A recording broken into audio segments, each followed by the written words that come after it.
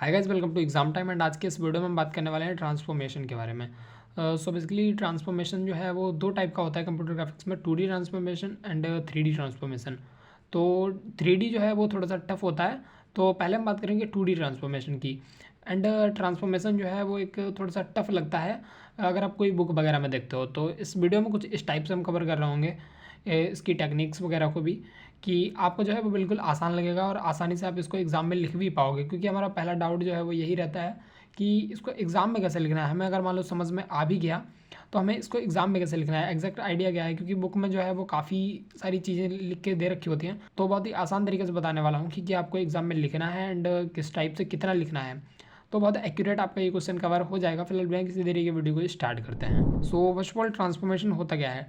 Transformation is the process by which we can change the shape, position and direction of any object with respect to any coordinate system on the background. So basically transformation क्या होता है कि हमारा जो भी अभी हम 2D की बात कर रहे हैं, तो 2D में क्या होता है कि हमारा कोई भी इमेज वगैरह है 2D में दिख रही है हमें, और हम उसकी कोई भी शेप में चेंज करें, मान लो हम उसका साइज़ जो है वो बढ़ा दें और उसकी पोजीशन में चेंज कर दें या हम रोटेट कर दें, तो इन्हीं चीज़ों को हम ट्रांसफॉर्मेशन कहते हैं। जो कि हमारा एक जगह पे कुछ भी था और इसको ट्रांसफॉर्म करके हमने एक नई फॉर्म दे दी, कुछ उसमें चेंजेस किए हमने। ठीक है, ये हमारा 2D ट्रांसफॉर्मेशन हो गया। अब हम बात करें कि इसकी क्या टेक्निक्स होती हैं। तो बेसिकली 5 टाइप का आपने सुना होगा, अगर ऊपर ऊपर से आपने पढ़ा है, बिल्कुल नहीं पढ़ रखा है। Translation, rotation, scaling, reflection and sharing. अब देखो, मैं आप लोगों को बता दूं कि 2D ट्रांसफॉर्मेशन की 3 टेक्निक्स होती हैं, ट्रांसलेशन, रोटेशन एंड स्केलिंग। इस वीडियो में हम रिफ्लेक्शन एंड शेयरिंग के बारे में बात नहीं करेंगे। एंड अगर ये बात सुनकर वीडियो को छोड़कर जा रहे हो कि अगर ये रिफ्लेक्शन शेयरिंग नहीं बताऊंगा तो फिर मैं कोई दूसरी वीडियो देख लूँ, तो भाई आप लोगों को बता दूँ, ये ट्रांसफॉर्मेशन जो है वो 2 टाइप की होती है, 2D एंड 3D, जैसा कि मैंने आप लोगों को बताया। एंड 2D का ये जो टेक्निक्स हैं वो और टाइप से होती हैं, इनको आप लोग कुछ और टाइप से सॉल्व करोगे। एंड 3D वाली जो हैं उनको आप लोग फिर से पढ़ोगे तो उनमें कुछ चीज़ें और नई ऐड ऑन हो जाएंगी। तो 2D एंड 3D जो हैं वो इनकी टेक्निक्स जो हैं वो अलग अलग होती हैं, बस नाम जो हैं वो 2D में 3 ही होते हैं, ट्रांसलेशन, रोटेशन एंड स्केलिंग। जबकि 3D में जब आप आते हो तो translation, rotation, scaling and reflection sharing ये दोनों ऐड हो जाते हैं। तो 3D में आपको 5 देखने को मिलते हैं, तभी मैंने यहाँ पर 5 मेंशन कर रखी हैं, ताकि आप लोग जो है वो वीडियो छोड़कर ना जाओ कि इसको तो आता ही नहीं, ये 3 ही कवर कर रहा है सिर्फ। ठीक है, तो मेरा पर्पज़ वो नहीं है। किसी नेक्स्ट वीडियो में हम बात कर लेंगे 3D के बारे में। अभी फिलहाल मैं भी आपको 2D वाली बताने वाला हूँ। सो सबसे पहला टेक्निक जो है वो हमारा होता है ट्रांसलेशन। एंड ट्रांसलेशन के बारे में बात करें इससे पहले आप लोगों को बता दें हमें ये करना क्या है, आखिर इसमें समझ के लिखना क्या है, ताकि आप लोगों को थोड़ा सा इंटरेस्ट आए इसमें, ट्रांसलेशन या फिर और भी टेक्निक ये क्या होती हैं। ठीक है, तो सबसे पहले तो आप लोग यही बता दूँ मैं, तो ट्रांसलेशन में हम क्या करते हैं, एक हमारा पॉइंट होता है और हम इस पॉइंट को जो है वो रीपोजिशन करके हम कोई नई पोजीशन इसको दे देते हैं, ये हमारा रहता है ट्रांसलेशन। लेकिन हम इनको जब एग्ज़ाम में लिख रहे होंगे या फिर हम जब इसको पढ़ते हैं तो हमारा इसका पर्पज़ क्या है, सॉल्व करने का। ठीक है, तो हमें क्या है कि हमें एक इक्वेशन फाइंड करनी है कि हमारा एक पॉइंट ये वाला था। ठीक है, और हम नेक्स्ट पॉइंट पे जब गए तो इसके कोऑर्डिनेट में दे रखे हैं एक्स वाई, और यहाँ पर हम पी डैश पे जब जाएंगे तो यहाँ पर x dash and y dash हो गया, जिसकी अभी हम आगे बात करते हैं। बट हमें फाइंड क्या करना है, तो हमें फाइंड करना है कि हमारा जो ट्रांसफॉर्मेशन हुआ तो उसकी एक मैट्रिक्स बनती है, तो वो बस मैट्रिक्स में बनानी है। डायरेक्ट जब हम कोई बुक में देखते हैं तो हमें यही समझ में नहीं आता है कि आखिर ये क्यों इन्होंने दे रखा है एक्स एक्स वाई, और हमें क्या करना क्या है इसका। तो सबसे पहले तो अभी आप इसको पढ़ लो एक बार। It is applied to an object by repositioning it along a straight line और path from one coordinate location to another. ठीक है, हमने कोई भी एक लोकेशन से जो है इसको हमने रिपोजिशन करके कोई नेक्स्ट दूसरी लोकेशन पर पहुंचा दिया, तो ये जो है वो प्रोसेस जो है वो ट्रांसलेशन कहलाता है। अब हमें इसमें हमारा एक पॉइंट था पी, ठीक है, इसके कोऑर्डिनेट थे एक्स वाई, हमने इसको पहुंचा दिया पी डैश पे, क्योंकि हमारा नया पॉइंट है पी डैश, तो इसके कोऑर्डिनेट इसका हो जाएगा एक्स डैश वाई डैश। ठीक है, यहाँ तो कोई प्रॉब्लम नहीं होगी आई थिंक। एंड यहाँ पर ये जो टी क्या है, तो टी है यहाँ पर दूरी हमने मान ली है। ठीक है, इतना ट्रांसफॉर्मेशन हुआ तो इसके बीच की दूरी हमने मान ली है टी।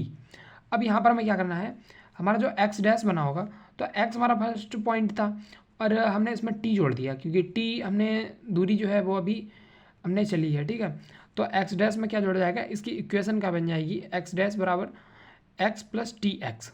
अब टी एक्स क्यों और यहाँ पर टी वाई क्यों, वाई डैश बराबर वाई प्लस टी वाई। तो भाई हम इधर जो चल रहे हैं इधर इसके अलॉन्ग, तो ये हमारा टी एक्स होगा और ये जो ऊपर को हम जा रहे हैं ये टी वाई होगा। तो हमारा एक्स में एक्स प्लस टी एक्स हो जाएगा और वाई प्लस टी वाई, क्योंकि ये जो टी है वो इधर को भी हम लिख सकते थे, तो बस टी आपको ये समझने के लिए है। आई थिंक अगर समझ गए होगा तो आप लोग बताओ चल गया होगा कि t x and t y क्यों लिखा। अब इसका मैट्रिक्स रिप्रेजेंटेशन कैसे होना है, आई थिंक आप लोगों को दिखने से ही समझ में आ रहा होगा कि एक्स डैश वाई डैश ये जो है वो हमारे पी डैश के पॉइंट हैं, ठीक है। तो हमारा पी डैश क्या हो गया total, x dash y dash, इसको हमने यहाँ से उठा के लिखा, और एक्स वाई जो कि हमारे इनिशियल पॉइंट थे, ठीक है, तो वो हो गए, और प्लस इसमें जुड़ रहा है टी एक्स टी वाई जो कि ट्रांसफॉर्मेशन हुआ हमारा टी। तो यहाँ पर हमारा टोटल क्या मिला हमें, p dash equals to p जो कि हमारा फर्स्ट पॉइंट थे, और इसमें टी ट्रांसफॉर्मेशन हुआ, ठीक है। तो सिंपल सा है, बस इसको इतना लिखना रहता है एग्जाम में, और यही चीज़ हमको काफ़ी टफ लगता है। बट अभी अगर आप लोग इसको देख रहे होगे एक नज़र में कि हमें करना क्या है, तो फर्स्ट हमें इसको बना लेना है एक्स वाई को, और फिर हमें बस एक फर्स्ट पॉइंट ले लेना, और उसके बाद हमें पी डैश कोई दूसरा पॉइंट ले लेना, इनको मिला देना है, इनके बीच की दूरी हो गई टी। अब हमें करना क्या था, बस हमें नए कोऑर्डिनेट्स की इक्वेशन बनानी थी, और उसका मैट्रिक्स का रिप्रेजेंटेशन कर दिया हमने। बहुत सिंपल सा था ये। ना नेक्स्ट टेक्निक जो है वो है रोटेशन। एंड रोटेशन में क्या होता है कि हमारा रोटेट तो आप लोग फ़ोन के हिसाब से जानते ही होंगे, कुछ ज़्यादा हटके नहीं है ये। इसमें क्या है, 2D rotation is applied to an object by repositioning it along a circular path in x y plane. इसमें क्या है कि हमारी एक लाइन थी, ठीक है, इसको हमने रोटेट किया तो यहाँ पे पहुँचा दिया हमने रोटेट करके इसको, ठीक है, ये रोटेट हुआ ये लाइन। इसका पहला जो है एंगल वगैरह था, इसका क्या करना है तो वो अभी मैं आप लोगों को बताऊंगा। एंड लास्ट में इसकी वही जो रोटेशन हुआ उसकी इक्वेशन फाइंड करनी है। तो अभी जितना भी ये साइन थीटा कॉस थीटा वगैरह कुछ भी लिखा है, इसको देख के घबराइएगा नहीं, ये कुछ भी ज़्यादा नहीं है, बस 2 लाइन का काम है ये। तो सबसे पहले हमें क्या करना है कि यहाँ पर आप लोग ये समझ लीजिए कि हम ये लाइन थी और इसके कोऑर्डिनेट्स थे एक्स बाई, ये पी पॉइंट पे लाइन थी, यहाँ पर हमने 0 से खींचा है, और इसका एंगल जो था ये फाई एंगल था पहले, ठीक है, एक्स के अलॉन्ग इसका फाई एंगल था। एंड ये लाइन जो थी वो आर थी, और यहाँ पर जब हमने इसको रोटेट किया तो यहाँ पर एक नया पॉइंट मिला हमें पी डैश, और इसके कोऑर्डिनेट्स जो आएंगे एक्स डैश बाई डैश। अब हमने क्या किया कि यहाँ पर हमारी लाइन जो है वो नेक्स्ट अब यहाँ पर बन गई आर डैश, ठीक है, और एक और थोड़ा एंगल जो है वो उसमें ऐड हो गया जिसको हमने नाम दे दिया थीटा। तो यहाँ से अगर टोटल देखा जाए तो क्या हो गया, थीटा प्लस फाई। इसका यूज़ हम आगे करेंगे, अभी फिलहाल ये समझ लीजिए कि पहले फाई था और थोड़ा सा और जो बना नया उसको हमने नाम दिया थीटा। अब हमें फर्स्ट यहाँ पर काम क्या करना है, अब देखो यहाँ पर दे रखा है x बराबर r cos phi and y बराबर आर साइन फाई, ठीक है, इनकी x y की इक्वेशन निकाली गई है, आर कॉस फाई और आर साइन फाई। अब ये होता कैसे है, इस पर अगर दिमाग लगाओगे तो आई थिंक कोई आपका बेनिफिट है नहीं, क्योंकि अगर ये वीडियो आप लोग एग्जाम टाइम में देख रहे हो तो इतना टाइम नहीं है। तो सिंपल सा ये मान के चलो कि इतना होता ही है, और इसके बाद जो है काफ़ी इजीली आपका क्वेश्चन जो है वो सॉल्व हो जाएगा, काफ़ी इजीली समझ जाओगे कि रोटेशन जो है वो क्या होता है। तो अभी फिलहाल आगे बढ़ते हुए हम बात करें कि x अभी हमारा आर कॉस फाई और y बराबर आर साइन फाई, इतना मान लो, इतना अगर रट भी लेते हो तो भी कोई प्रॉब्लम नहीं है, ठीक है। अब हमारा x डैश क्या बन जाएगा, बस हमारा एंगल जो था उसमें हमने थीटा जोड़ दिया तो हमारा आर डैश की इक्वेशन बन जाएगी, ठीक। एक्स डैश बराबर क्या निकलेगा हमारा आर डैश, और कॉस एंगल जो कि था, एंगल पहले फाई था और अब थीटा भी जुड़ गया तो थीटा प्लस फाई हो जाएगा, और वही इसकी इक्वेशन में किया है हमने। अब यहाँ पर इसको क्या किया है हमने, पहले एक्स डैश वाले को उठा लिया हमने और इसको हमने ओपन कर दिया। अब कॉस ए प्लस बी का फॉर्मूला आप लोगों ने पढ़ाई होगा 12th वगैरह में, cos A cos B minus sign A sine B, इसको हमने खोल दिया और आर से मल्टीप्लिकेशन कर दिया तो ये मिला। अब हमने क्या किया कि आर कॉस फाई ये वैल्यू हमने इक्वेशन 1 से उठा ली, तो यहाँ पे आर कॉस फाई की वैल्यू हमने रख दी जिसकी की वैल्यू है एक्स, तो हमारा क्या बचा एक्स कॉस थीटा। और यहाँ पर भी हमने सेम किया, आर साइन फाई की वैल्यू जो है वो इक्वेशन 2 से उठा ली और इसकी वैल्यू है बाई, तो बाई साइन थीटा यहाँ बचा। बस एक्स डैश बराबर ये इक्वेशन जो है वो हमें मिल गई, x cos theta minus by sine theta.